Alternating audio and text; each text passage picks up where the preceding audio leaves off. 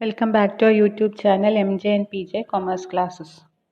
+1 business സ്റ്റഡീസിലെ first ചാപ്റ്ററാണ് ഇന്ന് നമ്മൾ ഡിസ്കസ് ചെയ്യാൻ പോകുന്നത്.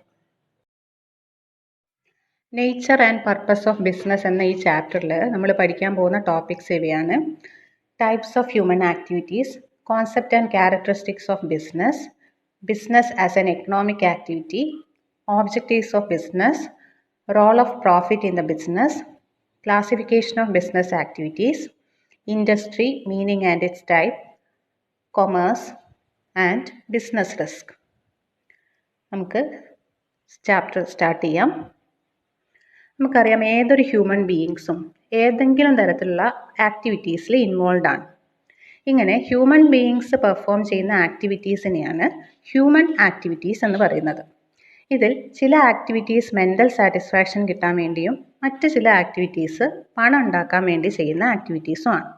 For example, working in N office അല്ലെങ്കിൽ റണ്ണിങ് എ ഷോപ്പ്, ഇതൊക്കെ എക്കണോമിക് ബെനിഫിറ്റ് ഉണ്ടാക്കാൻ വേണ്ടി ചെയ്യുന്ന ആക്ടിവിറ്റീസാണ്. അതേസമയം കുക്കിംഗ്, പ്ലേയിങ് അല്ലെങ്കിൽ പ്രേയിങ്, ഇതൊക്കെ മെൻ്റൽ സാറ്റിസ്ഫാക്ഷന് വേണ്ടിയോ അതേസമയം സാമ്പത്തിക നേട്ടം ഒന്നും കിട്ടാത്തതോ ആയ ആക്ടിവിറ്റീസാണ്. സോ ഹ്യൂമൻ ആക്ടിവിറ്റീസിനെ നമുക്ക് രണ്ടായി തിരിക്കാം. First one economic activity and second one non economic activity. First one, economic activities. What is economic activities? Activities which are undertaken by people with the object of earning money are known as economic activities.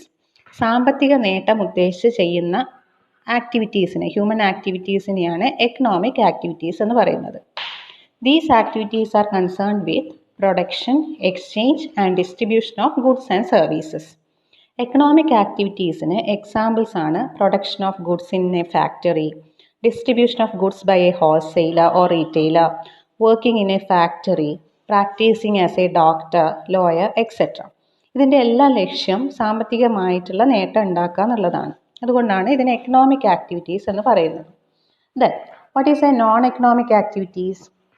The activities which are undertaken by an individual with a motive of getting psychological satisfaction are known as non-economic activities. Mental satisfaction വേണ്ടി ആളുകൾ ചെയ്യുന്ന ചില activities ഉണ്ട്. അതിനെയാണ് non economic activities എന്ന് പറയുന്നത്. Example പറയുകയാണെങ്കിൽ charity, social service, ഇതിൽ നിന്നൊന്നും സാമ്പത്തികമായിട്ടുള്ള ഒരു ബെനിഫിറ്റും കിട്ടുന്നില്ല. ഒരു ആക്ടിവിറ്റി എക്കണോമിക് ആക്ടിവിറ്റി ആണോ നോൺ എക്കണോമിക് ആക്ടിവിറ്റി ആണോ എന്ന് തീരുമാനിക്കുന്നത് ആ ആക്ടിവിറ്റി എന്ത് ലക്ഷ്യം വെച്ചാണ് ചെയ്യുന്നത് എന്നതിനെ ആശ്രയിച്ചിരിക്കുന്നു. ഒരേ ആക്ടിവിറ്റി തന്നെ ചില സന്ദർഭങ്ങളിൽ എക്കണോമിക് ആക്ടിവിറ്റി ആകാം, വേറെ ചില സന്ദർഭങ്ങളിൽ നോൺ എക്കണോമിക് ആക്ടിവിറ്റി ആകാം. ഫോർ എക്സാമ്പിൾ, ഒരു ടീച്ചർ സ്കൂളിൽ കുട്ടികളെ പഠിപ്പിക്കുകയാണെന്ന് വിചാരിക്കുക. അത് എക്കണോമിക് ആക്ടിവിറ്റിയാണ്. അതേസമയം ഒരു ടീച്ചർ അവരുടെ സ്വന്തം മക്കളെ വീട്ടിൽ വെച്ച് പഠിപ്പിക്കുകയാണെങ്കിലോ അതിന് യാതൊരുവിധ സാമ്പത്തിക ലക്ഷ്യവുമില്ല. അതുകൊണ്ട് അതൊരു നോൺ എക്കണോമിക് ആക്ടിവിറ്റിയാണ്. അതുപോലെ ഒരു കുക്ക് ഒരു ഹോട്ടലിൽ ജോലി ചെയ്യുകയാണെങ്കിൽ അതിനെ നമുക്ക് എന്ത് വിളിക്കാം? എക്കണോമിക് ആക്ടിവിറ്റി എന്ന് വിളിക്കാം.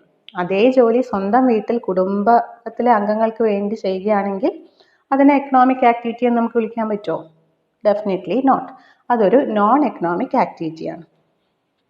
അതുകൊണ്ടാണ് ഒരു ആക്ടിവിറ്റി എക്കണോമിക് ആണോ നോൺ എക്കണോമിക് ആണോ എന്ന് പറയുന്നത് അതിൻ്റെ പർപ്പസ്, അതിൻ്റെ ലക്ഷ്യം എന്താണ് എന്നതിനെ ഡിപ്പെൻഡ് ചെയ്തിരിക്കുന്നു എന്ന് പറയുന്നത്. Next we are going to study the different types of economic activities. Economic ആക്ടിവിറ്റീസിൽ ഉൾപ്പെട്ടിരിക്കുന്ന ഏതൊക്കെയാണെന്ന് നോക്കാം. First one business, second one profession and third one employment. What is business? Business refers to those economic activities which are connected with the production, purchase, sale or distribution of goods or services with the main objectives of earning profit. സാമ്പത്തിക ലാഭം ഉണ്ടാക്കാൻ വേണ്ടി സാധനങ്ങളോ സേവനങ്ങളോ ഉൽപ്പാദിപ്പിക്കുന്നതോ purchase ചെയ്യുന്നതോ വിൽക്കുന്നതോ വിതരണം ചെയ്യുന്നതോ ആയ പ്രവർത്തനങ്ങളെയാണ് business എന്ന് പറയുന്നത്. Examples fishing, mining, farming etcetera. Next, profession. Profession refers to the activities which require special knowledge and skill to be applied by an individual in his work to earn a living. Specialised നോളേജും സ്കില്ലും ആവശ്യമുള്ള ഒരു economic ആക്ടിവിറ്റിയാണ് profession. Professional engage ചെയ്യുന്ന ആളുകളെയാണ് professionals എന്ന് വിളിക്കുന്നത്. പ്രൊഫഷണൽസിൻ്റെ പ്രവർത്തനങ്ങളെ നിയന്ത്രിക്കാൻ പ്രൊഫഷണൽ ബോഡീസ് ഉണ്ടാവും. ഉദാഹരണത്തിന് ഡോക്ടേഴ്സിൻ്റെ പ്രവർത്തനങ്ങളെ ഇന്ത്യയിൽ നിയന്ത്രിക്കുന്നത് മെഡിക്കൽ കൗൺസിൽ ഓഫ് ഇന്ത്യ എന്ന പ്രൊഫഷണൽ അതോറിറ്റിയാണ്, പ്രൊഫഷണൽ ബോഡിയാണ്. അതേപോലെ ലോയേഴ്സിൻ്റെ പ്രൊഫഷണൽ ബോഡി എന്ന് പറയുന്നത് ഇന്ത്യയിൽ ബാർ കൗൺസിൽ ഓഫ് ഇന്ത്യ ആണ്. Next economic activity, employment. Employment refers to an activity in which an individual works regularly for another person and gets remunerated in return. ഒരു എംപ്ലോയറിൻ്റെ കീഴിൽ റെഗുലറായി ജോലി ചെയ്യുകയും അതിന് പ്രതിഫലം ലഭിക്കുകയും ചെയ്യുന്ന ആക്ടിവിറ്റിയാണ് എംപ്ലോയ്മെൻറ്റ് എന്നതുകൊണ്ട് ഉദ്ദേശിക്കുന്നത്. ഇങ്ങനെ ജോലി ചെയ്യുന്നവരെ എന്താണ് നമ്മൾ വിളിക്കുക? എംപ്ലോയീസ്. ആരുടെ കീഴിലാണോ ജോലി ചെയ്യുന്നത് അവരെ എംപ്ലോയേഴ്സ് എന്നും പറയും. ഇവർക്ക് ലഭിക്കുന്ന പ്രതിഫലത്തിന് സാലറി എന്നോ വേജ് എന്നോ വിളിക്കാം. Example, working in N office, bank, shop, working as A manager, peon, salesman, etcetera. ഇങ്ങനെ എക്കണോമിക് ആക്ടിവിറ്റീസിനെ നമുക്ക് മൂന്നായി തിരിക്കാം: business, profession and employment. Now we are going to differentiate between business, profession and employment. First point, based on objective. The main objective of business is to earn profit. ബിസിനസ്സിൻ്റെ main objective എന്ന് പറയുന്നത് profit ഉണ്ടാക്കുക എന്നുള്ളതാണ്. അതേസമയം പ്രൊഫഷൻ്റെ objective എന്താണ്? To provide service provide ചെയ്യുക എന്നുള്ളതാണ് പ്രൊഫഷൻ്റെ ഒബ്ജക്റ്റീവ്. അതേസമയം എംപ്ലോയ്മെൻറ്റിൻ്റെ objective earn income in the form of salary by satisfying the employer. Salary earn ചെയ്യുക, എംപ്ലോയറെ സാറ്റിസ്ഫൈ ചെയ്യണം. അതിന് എന്തിനു വേണ്ടിയിട്ടാണ്? സാലറി ഓർ റെമ്യൂണറേഷൻ എന്ന് പറഞ്ഞ ഒരു ബെനിഫിറ്റ് കിട്ടാൻ വേണ്ടിയിട്ട്. Then second one, risk. In business there is always risk and uncertainty. ബിസിനസ്സിൽ എപ്പോഴും റിസ്ക്കും അൺസർട്ടനിറ്റിയും ഉണ്ടാവും. പ്രൊഫഷനിൽ a little risk is present. Compare to business പ്രൊഫഷനിലുള്ള റിസ്ക് കുറവാണ്. എംപ്ലോയ്മെൻറ്റിലാവട്ടെ റിസ്ക് ഇല്ല എന്ന് തന്നെ പറയാം. Third one, investment. Based on investment. ബിസിനസ്സിൽ capital requirement depends on the scale of business. നമ്മൾ ഏത് തരത്തിലുള്ള, ലാർജ് സ്കെയിലാണോ സ്മോൾ സ്കെയിലാണോ, ഹ്യൂജ് ഇൻവെസ്റ്റ്മെൻറ്റ് വേണോ, ചെറിയ ഇൻവെസ്റ്റ്മെൻറ്റിൽ സ്റ്റാർട്ട് ചെയ്യാൻ പറ്റുന്ന ബിസിനസ്സാണോ, അതിനനുസരിച്ച് ക്യാപിറ്റൽ റിക്വയർമെൻറ്റ് മാറും. Then in the case of profession limited capital investment is required. പ്രൊഫഷനിൽ compared to business capital requirement കുറവാണ്. In the case of employment capital investment ആവശ്യമില്ല എന്ന് തന്നെ പറയാം. കാരണം we are working under another person called employer. Then next one, based on qualification. ബിസിനസ്സിൽ അങ്ങനെ ഒരു പ്രിസ്ക്രൈബ്ഡ് ക്വാളിഫിക്കേഷൻ വേണമെന്ന് പറയുന്നില്ല. അതേസമയം പ്രൊഫഷനിലാവട്ടെ prescribed and professional qualification and training is required. എംപ്ലോയ്മെൻറ്റിലോ qualification depends upon the nature of job. ഏത് തരത്തിലുള്ള ജോബാണോ നമ്മൾ പെർഫോം ചെയ്യുന്നത് അതിന് സ്യൂട്ടബിൾ ആയിട്ടുള്ള ക്വാളിഫിക്കേഷൻ വേണ്ടി വരും. Next one, transfer of interest. Transfer of interest is possible with some formalities. ബിസിനസ്സിൽ നമുക്ക് ഉത്തരവാദിത്തങ്ങൾ, റെസ്പോൺസിബിലിറ്റീസ്, ഡ്യൂട്ടീസ് ഒക്കെ ട്രാൻസ്ഫർ ചെയ്യാൻ സാധിക്കും.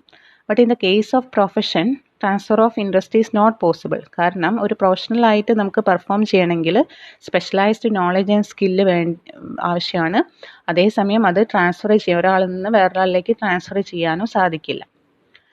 In the case of employment not possible to transfer the service contract. Service കോൺട്രാക്റ്റിൽ പറയുന്ന പ്രകാരം മാത്രമേ നമുക്ക് ചെയ്യാൻ പറ്റുള്ളൂ in the case of employment. So transfer of interest is not possible in the case of employment. The next one, code of conduct. ബിസിനസ്സിൻ്റെ കേസിൽ പറയുകയാണെങ്കിൽ there is no prescribed code of conduct. പ്രൊഫഷനിൽ code of conduct is prescribed by the professional association. Already we had seen that professional associations ഉണ്ടാവും ഈ പ്രൊഫഷണൽസിനെ എല്ലാം control ചെയ്യാൻ വേണ്ടിയിട്ട്. അതിൽ പറഞ്ഞിരിക്കുന്ന code of conduct all the professionals have to be followed. In the case of employment the terms and conditions of service contract are applicable on employee. Service കോൺട്രാക്റ്റിൽ പറയുന്നത് പോലെയുള്ള ടേംസ് ആൻഡ് കണ്ടീഷൻസ് ഓരോ എംപ്ലോയിയും follow ചെയ്തിരിക്കണം in the case of employment. Then next one, nature of work involve. ബിസിനസ്സിൽ it involves production, purchase and sale or exchange of goods and services.